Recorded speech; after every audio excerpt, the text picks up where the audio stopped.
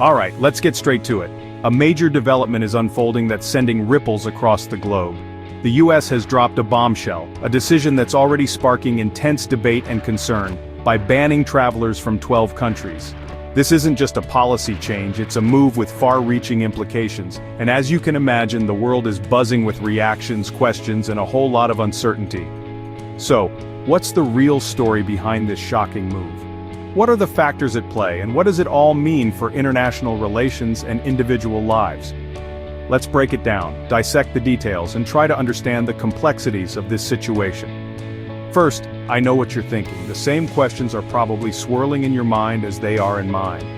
Why now, after all this time, and why these specific countries? What's the underlying rationale? Well, officially, US officials are stating quite firmly that it's all about national security and the safety of its citizens.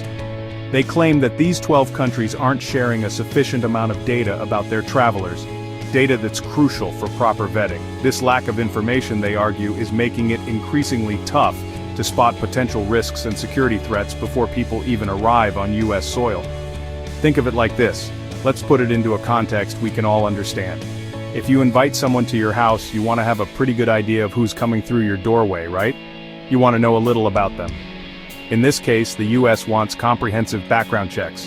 They're looking for criminal records, potential red flags, and yes, they're even interested in biometric data for enhanced security. So, if countries don't fully cooperate with these information requests, they unfortunately land on the banned list, facing significant travel restrictions.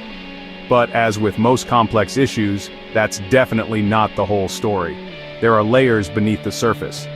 Some critics are stepping forward to argue that it's not solely or even primarily about security concerns. They contend that political considerations and diplomatic maneuvering are playing a huge, perhaps even decisive role in this decision.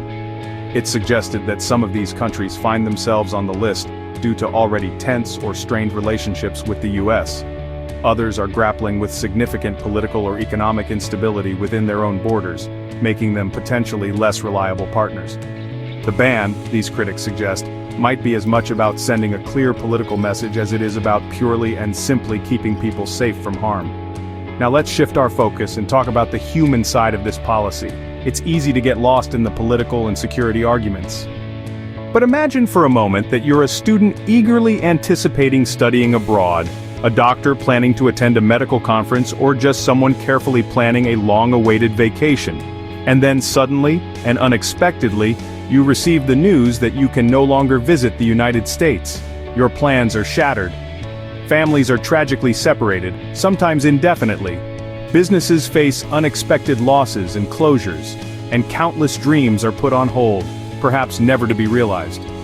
For millions of individuals around the world, this isn't just another headline in the news cycle. It represents a profound disruption to their lives, a sudden and unexpected change that turns their world upside down, seemingly overnight. So the crucial question now becomes, what happens next in this unfolding situation? The US government is emphasizing that this ban isn't necessarily set in stone for the long term. It's presented as a dynamic situation. If the affected countries take concrete steps to significantly improve their security protocols and demonstrably increase their information sharing with US authorities, then they could potentially be removed from the list and see the travel restrictions lifted in the future. But until that happens, the entire world is watching this situation very closely and waiting to see how it all unfolds. In the end, it all boils down to a complex interplay of trust between nations, the implementation of effective safety measures, and undeniably, a significant amount of political maneuvering. The US government has a fundamental responsibility to protect its borders and ensure the safety and security of its citizens, but it's also crucial to acknowledge that these decisions have far-reaching ripple effects and global consequences that impact countless lives.